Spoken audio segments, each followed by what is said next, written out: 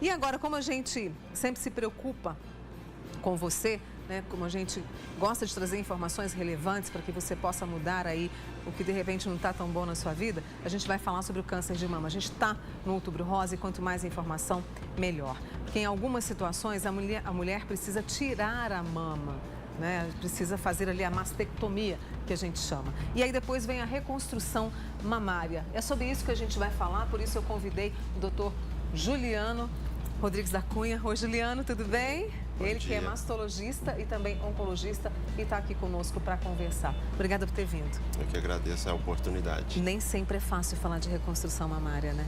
Não, a gente costuma dizer que um dos grandes medos quando a paciente faz um diagnóstico de câncer de mama é a perda da mama. Então, quando você precisa indicar a mastectomia, a retirada do tecido mamário como um todo, é sempre uma dificuldade para a mulher se ver sem a mama, né? A mama faz parte da sexualidade, da feminilidade dela. E é importante a gente ter uma visão global dessa paciente, pensando que é importante tratá-la do ponto de vista oncológico e o que a gente conseguir agregar de tratamento reconstrutor, minimizando assimetrias, deformidades, podendo devolver o formato da mama ou até mesmo o aspecto antigo da mama que ela tinha, é muito mais leve para a paciente passar durante todo o tratamento. Eu vou pedir ao doutor Juliano que me acompanhe, porque ele separou umas imagens para que a gente possa entender mais. Enquanto isso, eu te pergunto, vamos, doutor Juliano, em quantos casos essa reconstrução, a mastectomia, né, em quantos casos ela é feita? O que é importante a gente perceber hoje? Que a mastectomia não é mais a cirurgia mais frequente nas pacientes com câncer de mama.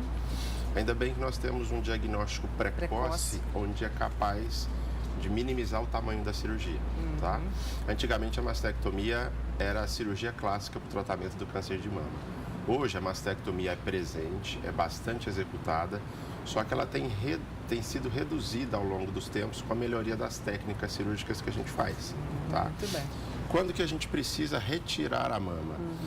Nós começamos com um conceito de tratamento cirúrgico do câncer de mama, onde, independente do tamanho do tumor, eu precisava retirar a mama toda. Não importasse que era um tumor milimétrico ou uma mama grande. Com o passar do tempo, a gente foi progredindo na redução do tamanho da cirurgia. Então, aqui antes, a mastectomia, que era mais frequente, como você disse. Exatamente. Então, hoje a gente sabe o que eu preciso de dar para segurança para essa paciente é retirar o tumor com uma margem de segurança. Tá? Isso que a gente precisa do ponto de vista cirúrgico. Certo. E quando que entra a mastectomia, a reconstrução mamária, propriamente dita, quando a gente fala em remoção do tecido mamário e colocação das próteses ou utilização de alguma técnica? Muitas vezes, quando eu tenho uma lesão mais avançada, um tumor grande numa mama pequena, a gente tem que levar a proporção tamanho do tumor e tamanho da mama. Nesses casos, onde eu tenho uma lesão maior, onde a remoção do tecido que eu preciso realizar aqui vai gerar uma assimetria muito grande, muitas vezes é melhor a gente tirar todo o tecido mamário e propor uma reconstrução que vai ficar um resultado estético, vamos dizer assim, melhor, né? Nós temos que pensar que eu não estou fazendo cirurgia plástica, eu estou fazendo cirurgia reconstrutora. O meu fim é minimizar as assimetrias. Muitas vezes nós conseguimos um resultado muito próximo das cirurgias plásticas. Hoje a gente chama essa técnica de oncoplástica, é uma junção da cirurgia oncológica com os preceitos da cirurgia plástica. O que a gente puder agregar de melhoria das cicatrizes, diminuição das deformidades, proporcionar um volume semelhante ao que ela tinha de mama antes, tudo isso a gente agrega para o tratamento. A gente tem aqui também a do quadrante, né, que às vezes muitas pessoas também não entendem. Exatamente. Na verdade, o quadrante é um termo mais antigo que a gente ainda usa hoje. O quadrante é quando eu retiraria 1/4 da mama da paciente com pele. Hoje o quadrante também a gente executa com muito menos frequência. Nós hoje chamamos mais de segmentectomia. Eu preciso tirar o segmento da mama que tá afetado com a margem de segurança. Mas, via de regra, a gente acaba que quando mesmo nós vamos fazer uma segmentectomia, para o paciente muitas vezes se habituar melhor o termo, a gente usa quadrante. Né? Deixa eu trazer uma pergunta que a nossa amiga mandou, ela não mandou o nome dela. Mônica, tem um caroço grande no seio esquerdo, arde e dói. Pode indicar? Na verdade, a dor não é o principal né? sintoma do câncer de mama. Mas um caroço grande na mama que está desconfortável, dói, precisa de uma avaliação direitinho para a gente poder fazer o diagnóstico. Eu acho bom quando vocês vêm aqui que as pessoas perguntam, porque a gente ajuda, né, a ter atitude. Com certeza. Não é como a Virgínia disse. Mônica, minha avó morreu de câncer de mama. Corro risco? As pacientes que têm histórico familiar de parentes de primeiro grau têm um risco maior. Tem um risco maior. Então, elas precisam, muitas vezes, iniciar esse rastreamento mamográfico mais cedo, fazer uma avaliação mais cedo do que as pacientes no geral. Vamos passar para a próxima imagem? O doutor Juliano continua com a gente aqui. Aqui, o que é isso, doutor? O que é essa imagem? Eu separei porque eu acho importante a gente mostrar o que é feito e muitas vezes se retira o tecido mamário e coloca-se uma prótese. Aqui é uma imagem onde não foi feita a ressecção do tecido glandular, ou do tecido mamário, né? Que é esse amarelo. Que é o amarelo. Hoje, a gente precisa, na mastectomia, na grande maioria das vezes, retirar esse tecido fibroglandular. Então, a paciente fica com a pele, muitas vezes eu consigo preservar a areola, mas esse tecido fibroglandular, ele não vai existir aqui mais. Então, é diferente, por isso que eu falei, é diferente a cirurgia de aumento de volume mamário, cirurgia plástica, como a cirurgia reconstrutora. Quando a paciente tem câncer, eu preciso tirar esse tecido fibroglandular. E aí, o que vai fazer o volume desse tecido fibroglandular que a gente tirou? Muitas das vezes a gente vai utilizar as próteses ou os expansores, que são de silicone. Então, qual é a localização geralmente do expansor ou da prótese nos casos oncológicos? Ele fica atrás da musculatura, tá? Então, às vezes a paciente pergunta, onde que fica a prótese? Fica embaixo da pele? Não, na maioria das vezes, quando possível, a gente sempre procura colocá-lo atrás da musculatura peitoral. Muito bem. Estamos falando sobre reconstrução mamária com o doutor Juliano Cunha aqui comigo hoje. Claro que você pode participar. A gente vai para o intervalo e volta com ele aqui, porque a informação é importante nesse Outubro Rosa. Combinado? Estou te esperando. Com você no Manhã Total, recebendo o doutor Juliano, que é mastologista e oncologista, tratando com a gente sobre a reconstrução mamária. E tem uma alternativa, né, doutor Juliano, que muitas mulheres procuram, né, quando fazem a retirada da mama ou parte dela, que é a tatuagem. E a técnica está aí sendo usada para, digamos, a reconstrução de mamilos. Vamos conferir, doutor Juliano? Vamos lá? No estúdio do tatuador, um bate-papo para orientar. O ideal é isso, depois de no mínimo 6 meses, a gente poder estar mexendo com a reparação da auréola, alguma coisa assim, né? Alguma outra reparação também, todas depois de uma cirurgia, no mínimo 6 meses para poder mexer. Foi assim com a Larissa, em agosto desse ano, quando ela conheceu o Timba e recorreu à tatuagem, uma pigmentação na região do seio. Em 2012, a Larissa teve um diagnóstico de câncer de mama e precisou fazer uma mastectomia. É a retirada total da mama. Ela passou por quimioterapia, radioterapia e foi necessário passar por uma segunda cirurgia porque teve um enrijecimento. E aí, sem o mamilo, ela recorreu à tatuagem para fazer a reconstrução desta parte. Uma força importante para a autoestima da mulher. Não era fácil. Eu nem gostava assim de tirar o sutiã, que eu me sentia mutilada mesmo. E como você ficou sabendo da possibilidade de fazer esse tipo de reconstrução do mamilo? Eu fiquei sabendo, tinha vários tatuadores, clínica também. Aí no Hospital do Câncer que eu pego medicamento, eu conversei com uma paciente do Hospital do Câncer e ela me indicou. Foram 2 sessões para chegar no pigmento certo. O Timba desenha na pele mesmo, mas mostrou pra gente assim no papel que é preciso pensar bem na simetria, na forma, no posicionamento. Prático é ver a proporção do que eu posso fazer, estudar, fazer o desenho. Eu sempre faço um rabisquinho com a canetinha, que nem eu entendo muito bem o que vai virar, mas para mim ver onde que eu vou poder pôr profundidade, né, fazer realçar o mamilo direitinho. O resultado fez a Larissa sorrir. Porque é o símbolo feminino. É a feminilidade mesmo. A primeira pessoa de quem o Timba tatuou os seios, reconstruindo o mamilo, foi uns 20 anos atrás e era uma idosa com 70 anos de idade. A reação dela, ele nunca esqueceu. O dela foi muito legal na hora, a reação que provoca isso, de a pessoa se olhar no espelho e ver, nossa, tô completa de novo. De lá pra cá foram muitas histórias. Faz uma flor, ou uma rosa, ou um pássaro, que é de renascer de novo, de estar viva de novo com a simbolização disso aí. Neste outro endereço, a gente conheceu outros dois engajados, o Murilo e o Ulisses. O Murilo usa um tipo de pele artificial para chegar ao resultado que ele espera. Estudamos toda a parte de assimetria. Tem vários tipos de auréolas que elas são diferentes da outra e de tonalidades. Então essas tonalidades que a gente tenta chegar com as cores, né? Com vários tipos de cores aí, de materiais para a gente fazer da melhor maneira possível. O trabalho do Ulisses com as mulheres que operam a mama é mais focado na arte.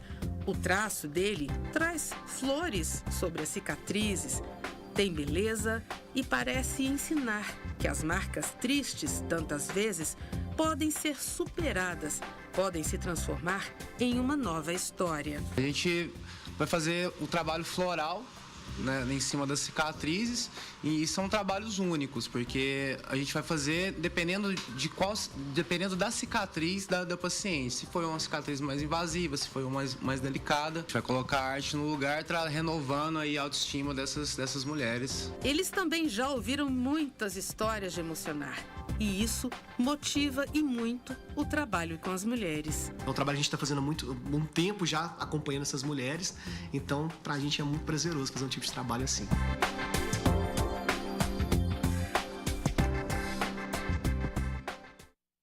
Muito obrigada aos dois que, né, conversaram conosco. É uma alternativa, né, doutor Juliano? É uma excelente alternativa, Né?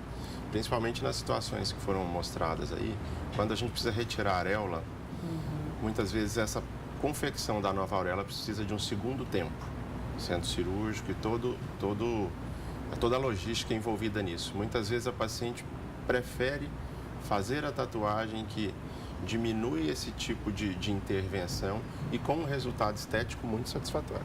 Deixa eu trazer mais perguntas para você, Juliana. A Sabrina do Shopping Park diz que a irmã dela tem câncer e ela percebeu que tem uma glândula debaixo do braço, ou seja, está fazendo o autoexame ali. Pode ser um câncer? Pode desenvolver um tumor? É difícil a gente falar sem avaliar, mas muitas vezes o que ela está falando aí, está referindo, é o que a gente chama de glândula acessória, uma mama acessória que fica localizada na região axilar.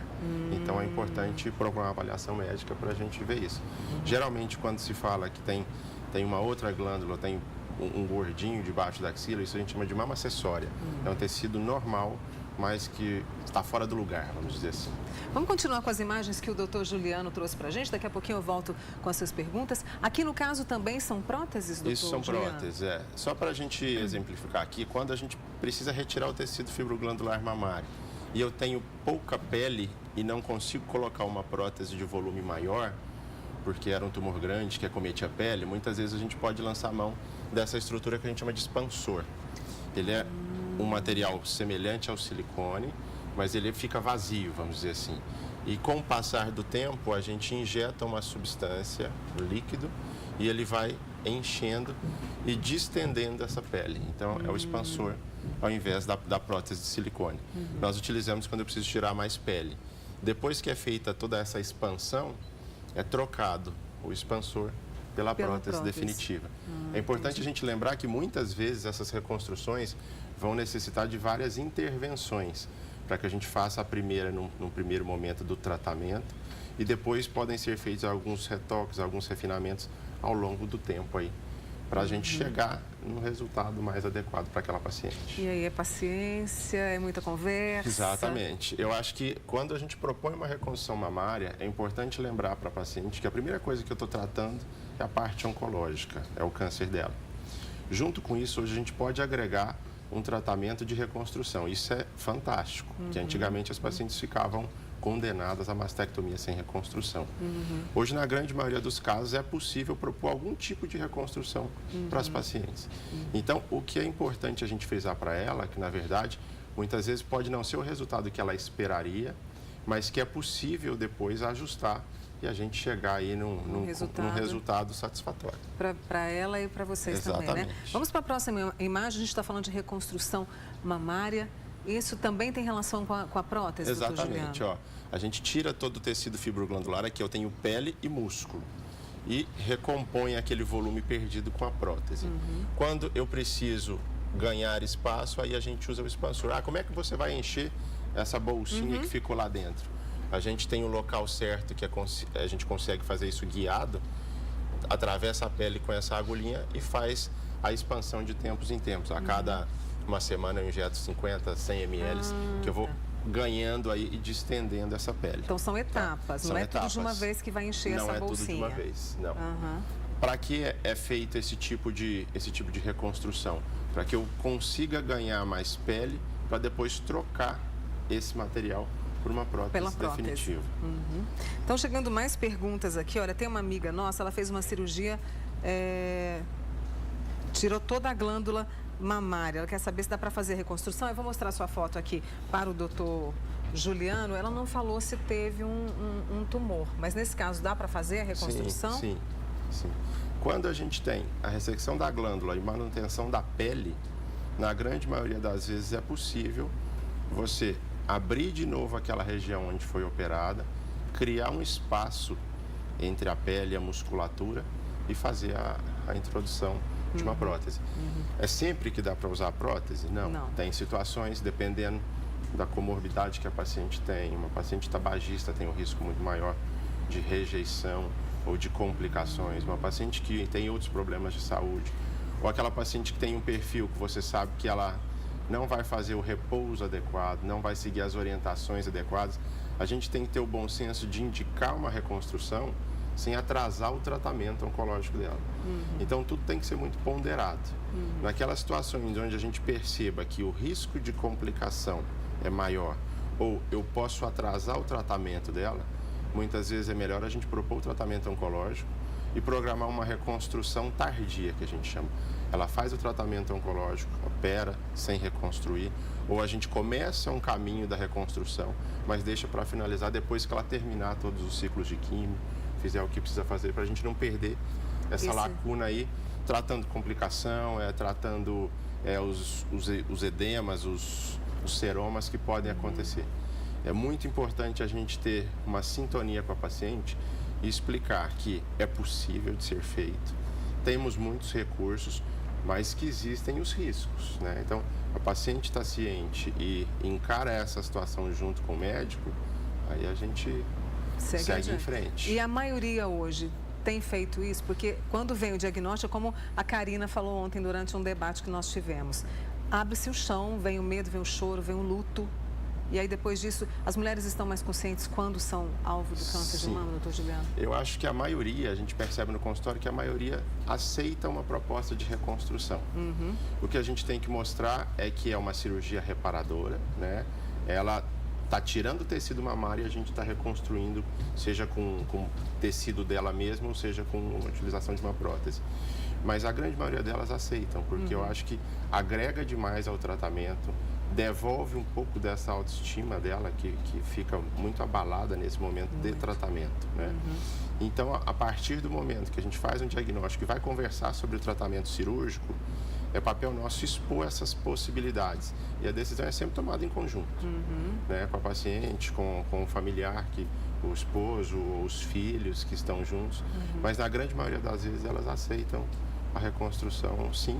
E hoje é um direito, inclusive, do paciente. Tá? É um direito, tem até pelo SUS, uma lei não federal, tem? Existe uma lei federal que as pacientes têm direito à reconstrução mamária após um tratamento de câncer de mama. Então, que fique bem claro, é um direito garantido por lei.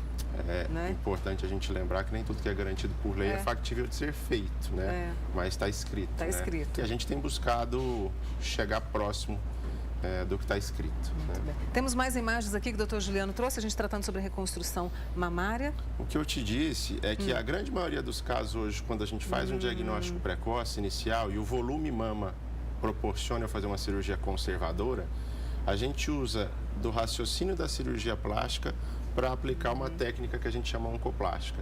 Então, a gente tenta guardar a cicatriz no lugar mais disfarçado. Num primeiro momento, parece que vai ficar ruim, mas a gente tenta esconder toda a cicatriz na areola.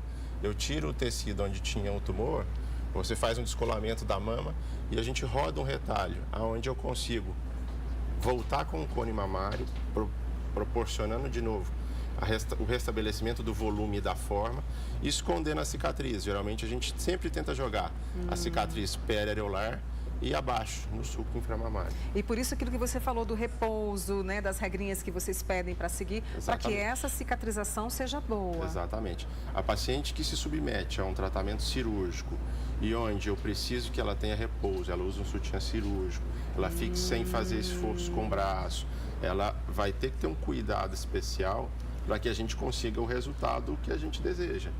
Então é difícil negligenciar esse pós-operatório, porque aí sim a gente aumenta muito o risco das intercorrências e das necessidades de reabordagens. Doutor Juliano, para a gente encerrar rapidinho, quando se tira a mama, quando se tira parte dela, está se evitando uma metástase? Ou não tem nada a ver? Não é bem assim um raciocínio. Eu tenho que pensar o tratamento da mama como controle local, quando eu trato a mama. E a gente sabe que em muitas situações não é só tratar o local, eu preciso agregar a radioterapia que me ajuda no local, mas eu preciso agregar a quimioterapia que vai tratar o corpo como um todo. Tem alguns remedinhos que a paciente vai tomar, que vai também bloquear os hormônios dela para diminuir a taxa de recorrência. Tá? Estamos mais conscientes e mais atentas? Graças a Deus. Graças a Deus. O doutor Juliano Rodrigues da Cunha, que é mastologista oncologista, esteve com a gente aqui falando sobre reconstrução mamária. Como você está de rosa, pelo Outubro Rosa, eu vou te oferecer um bem casado, um bem sucedido azul, porque vem aí o Novembro Azul. Muito obrigado. E aí a saúde do homem, né? Obrigada, Juliano. Obrigado a você. Viu? Por todos prazer estar esses aqui. esclarecimentos e volte sempre aqui ao Manhã Total. Bom, muito obrigado. Viu? Saúde. Amém. Parabéns, né? Pelo ontem foi o dia do médico, Foi. né? Obrigado. Obrigada, viu?